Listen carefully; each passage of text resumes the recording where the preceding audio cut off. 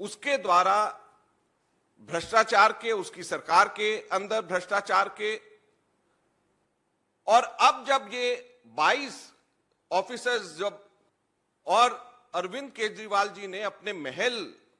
दिल्ली के मुख्यमंत्री जो कि अपने आप को आम आदमी कहते हैं और आम आदमी दिखाने के लिए अपने साइज के 2 नाप फालतू के चप्पल, लोफर, जूते, पैंट और कमीज पहनते हैं और आम आदमी दिखने के लिए जेब में रेनॉल्ड का पेन 1 रुपया वाला लगा करके घूमते हैं। आम आदमी दिखने के लिए सर्दियों के अंदर लोफर, चप्पल, जुराब के साथ पहनते हैं। दुख की बात यह है कि एक ऐसा व्यक्ति जिसने एफिडेविट दिया कि वो आम आदमी की तरह सारी जिंदगी रहेगा, आम आदमी की तरह दिल्ली का मुख्यमंत्री रहेगा, उसके द्वारा भ्रष्टाचार के, उसकी सरकार के अंदर भ्रष्टाचार के, और जिस स्टाइल ऑफ लिविंग को उन्होंने अपनाया है, अपने मकान को बना करके उन्होंने सारे रिकॉर्ड तोड़ दिए। दिल्ली की अगर सिंप्लिसिटी की, सादगी की अगर कोई मिसाल अगर हम कहेंगे तो उसका नाम श्रीमती शीला दीक्षित है। कोई भी व्यक्ति श्रीमती शीला दीक्षित जी से अगर उनके घर पे, निवास स्थान में जाकर के अगर मिलता था तो उसको सबसे पहले सादगी का एहसास होता था। और अरविंद केजरीवाल जी ने अपने महल को बनाने में, सजाने में जितना पैसा खर्च कर दिया, श्रीमती शीला दीक्षित जी की पूरी कैबिनेट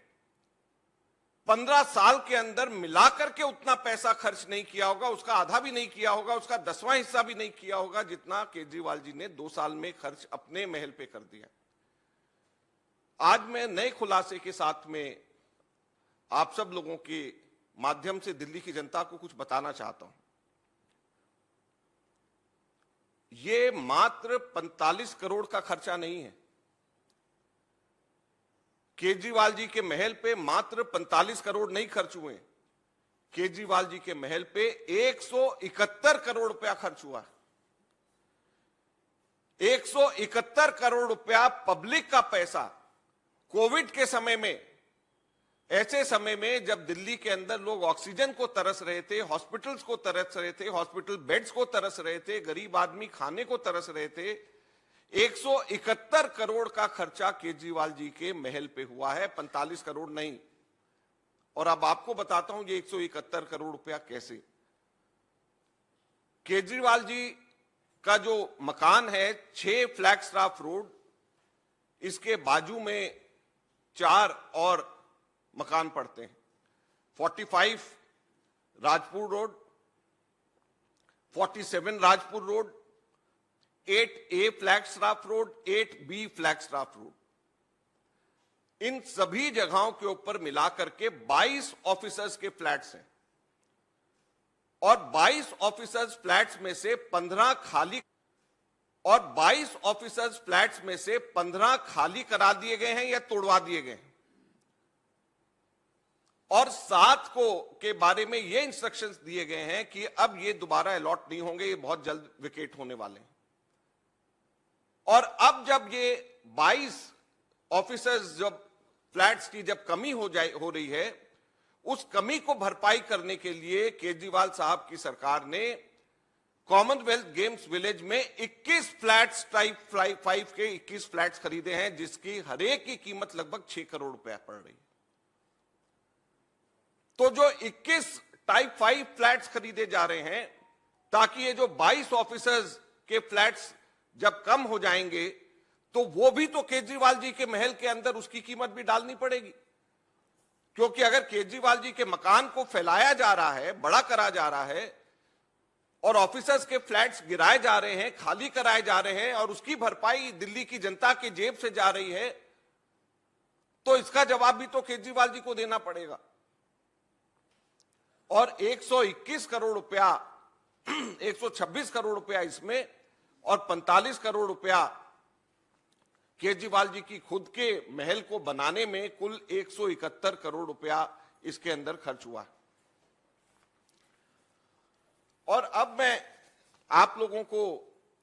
इसके साथ में यह बताना चाहूंगा कि कैसे ये दिल्ली के हेरिटेज के ऊपर, दिल्ली की ग्रीनरी के ऊपर,